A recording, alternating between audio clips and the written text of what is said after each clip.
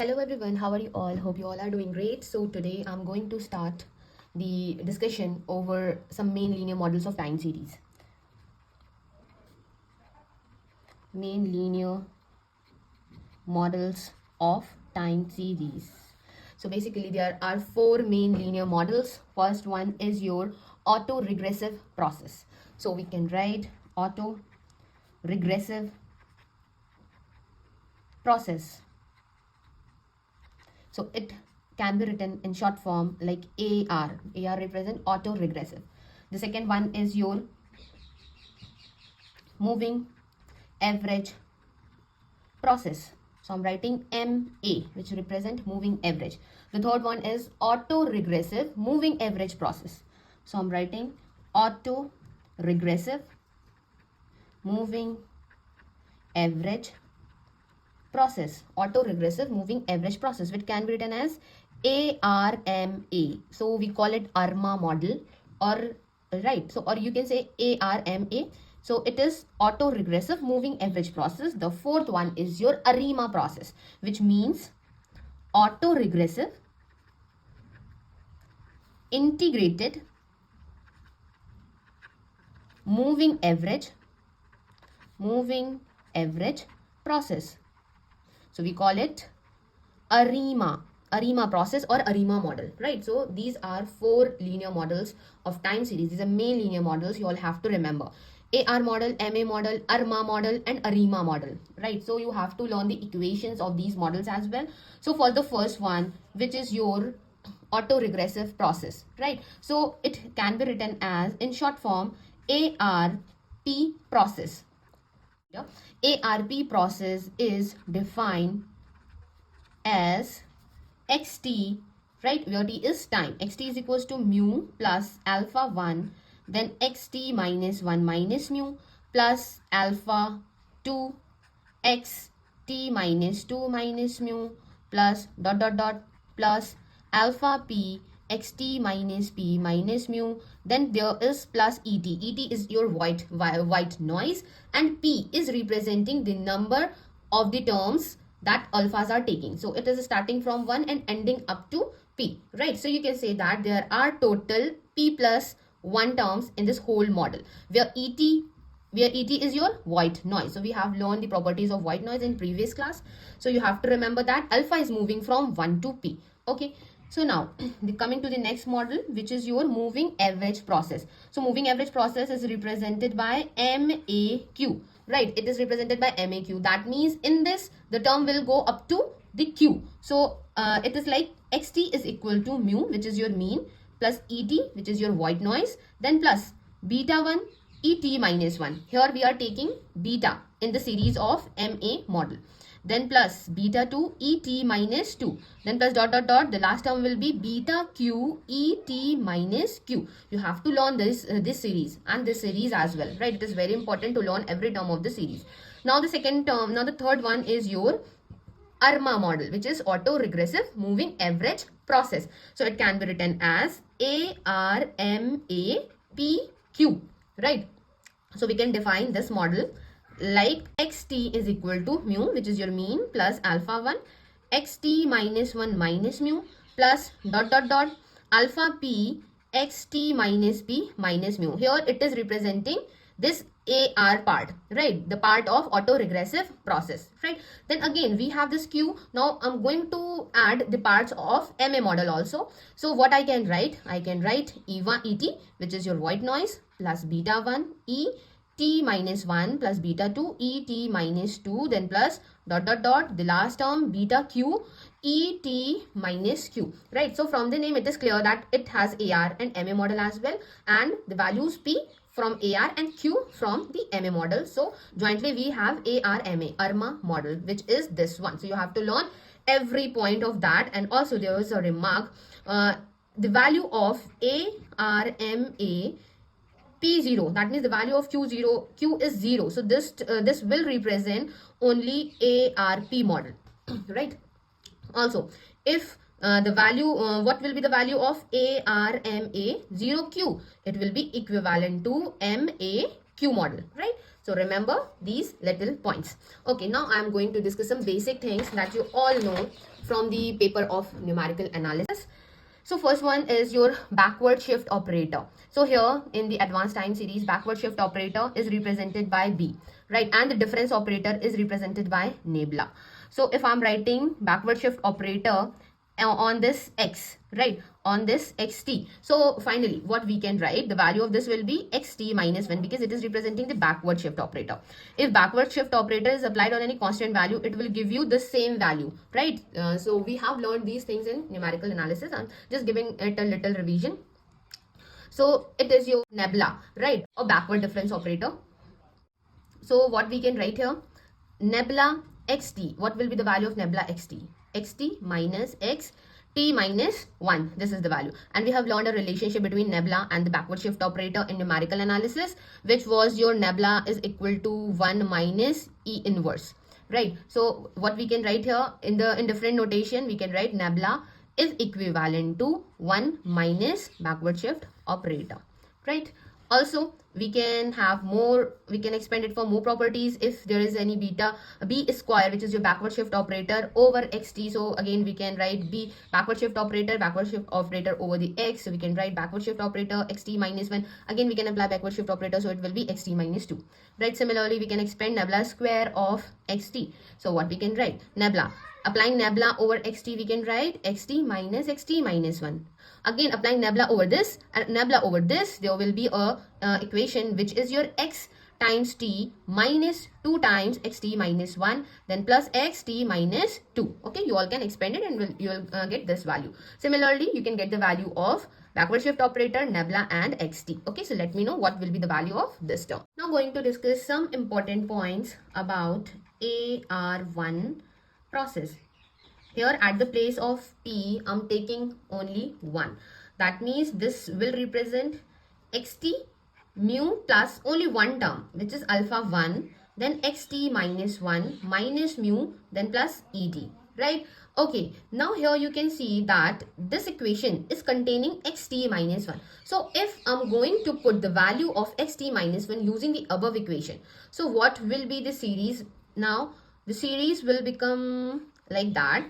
At the place of xt minus 1 and using the same equation, what I can write? I can write mu because it don't have the term t, then plus alpha. But at the place of xt minus 1, I'm again putting t minus 1 at the place of t. So it will become xt minus 2, then minus mu, right? And minus mu, then again we have this e to the power t. Sorry, not 10 power, et, right? Et, then bracket close. So I put the value of xt minus 1 here, right? Now we have this minus mu also. So minus mu. Now closing the bracket. So I'm closing the bracket here. So it will be like that. Now what I have? I have this ET, which is your white noise, right? Again, I'm going to repeat this process again. For this series, what I'm going to do? First of all, I'm going to solve this series. So we have xt is equal to, we can cancel out this mu and this mu, right? Because this mu is positive and this mu is negative. So first of all, I'm going to simplify so that it will be clear. Mu plus alpha times xt minus 2 minus mu plus et minus mu, bracket close, et. So we can cancel out mu and mu. Now what I have this mu plus alpha, then alpha xt minus 2, then minus mu plus et, bracket close, plus et, right? Okay, now again I'm going to put the value of xt minus 2 by taking t minus 2 at the place of t in this equation. So what I will get again, I will get the value xt is equals to mu plus, here you can see after multiplying it, I will get alpha square, right? So it will become alpha square. So I have to put the value of xt minus 2 using this equation. So what I can write? I can write mu plus this alpha in bracket. I have to write t at the place of t, I have to write t minus 2. So it will become xt minus 3. Then again I have minus mu, bracket close, right? Then I have et and again bracket close. So I put the value of xt minus, now I have this minus mu, right? And I have this plus et and again I have this plus et outside. Also you can see after removing the bracket, I can cancel out this mu from this mu. So finally what I will get, I will, after multiplying alpha square to this alpha, I will get mu plus alpha square xt minus 3 minus mu plus this et plus, again because I have to multiply this alpha inside this term, so it will be multiplied with this white noise. Again I have to multiply these alpha square inside the bracket, right? So it will become et plus yes, alpha et minus 1 then plus alpha square et minus 2, right? You all can expand it to get it very easily. So what, after that you can see we have a series, we are continuing a series where we are again going to put back the values of xt minus 1, xt minus 2, xt minus 3, and at the end we will reach at a point where we will get the value. See, here we have the value t minus 1. Again it is subtracted by 2, it is subtracted by 3. A point will reach where we have to subtract this term again with t. So there will be xt minus t. That means we'll get the term x of 0. So I am going to write that series. So that series will be your dot dot dot xt is equal to mu plus alpha to the power t x0 minus mu plus et plus alpha et minus 1 plus alpha square et minus 2, then plus dot dot dot, the last term will be alpha t minus 1 of e1, right? So we have this series. Now we can write this series in summation form. So we can write alpha to the power t x0 minus mu. So I'm going to write down this in summation.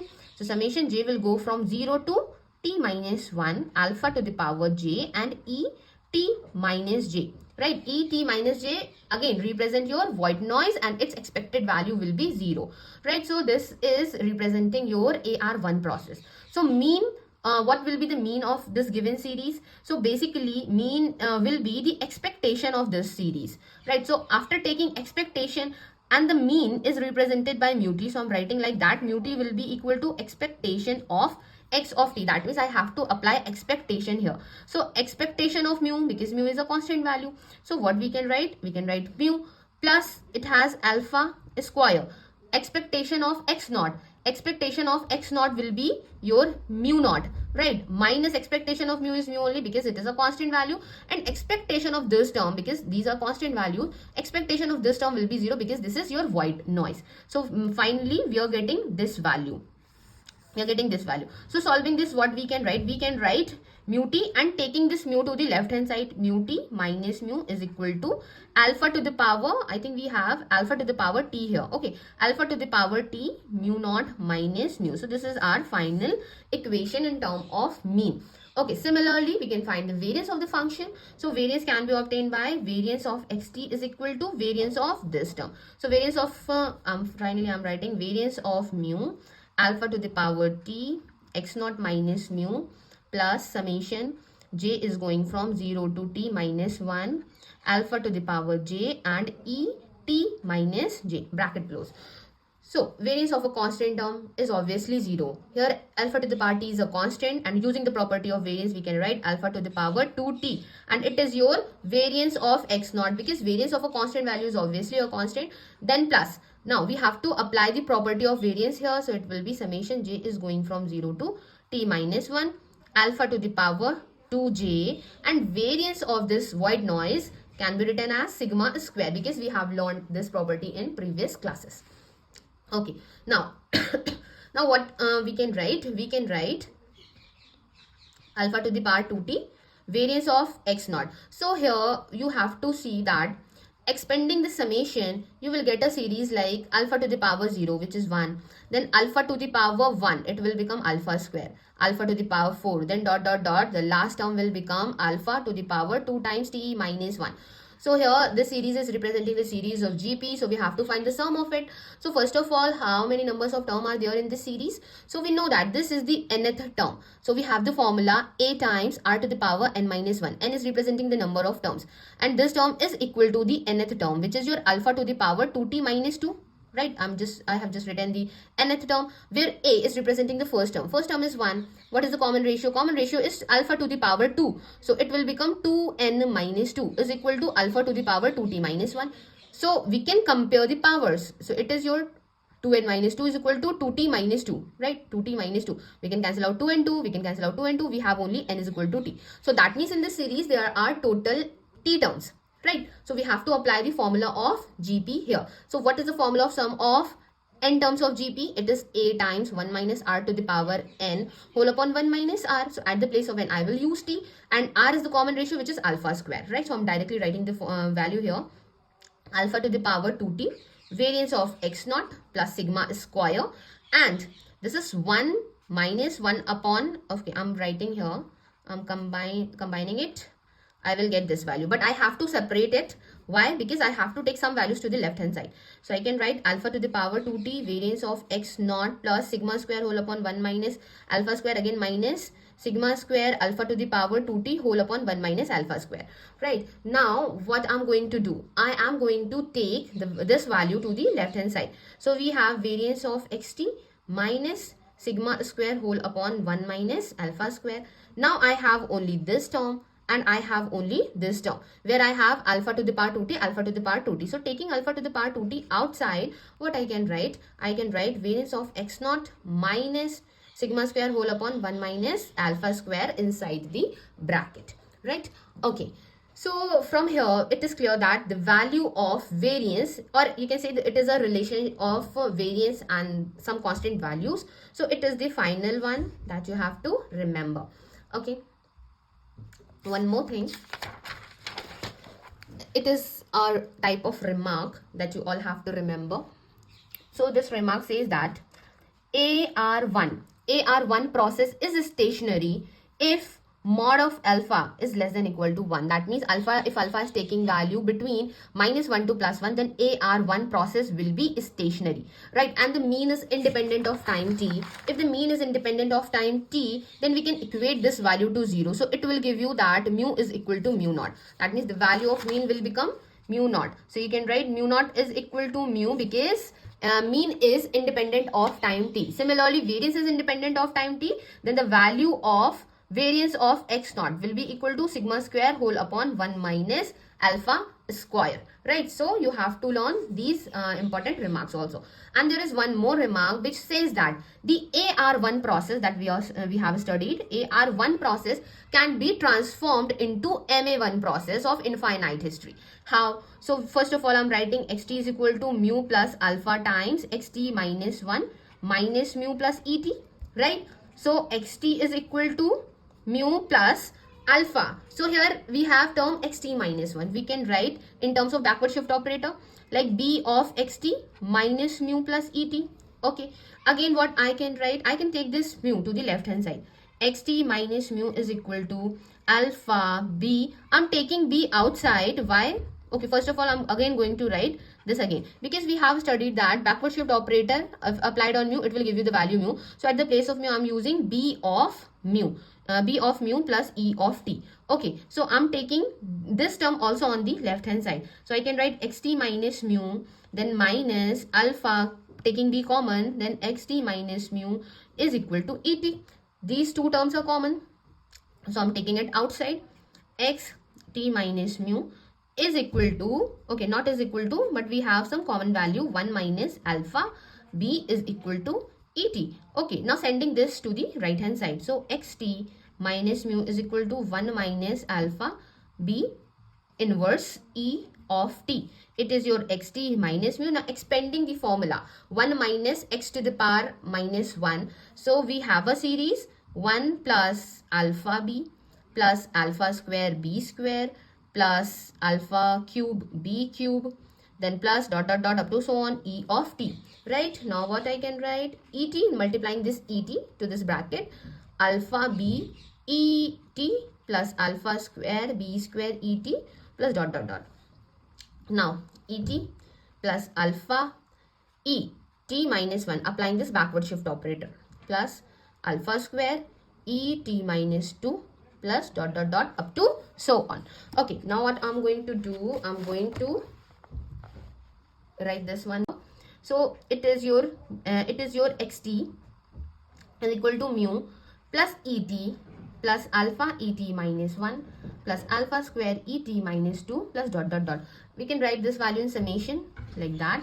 It is mu plus summation j is going from 0 to infinite alpha to the power j et minus j. So here you can see we have MA process which is written here.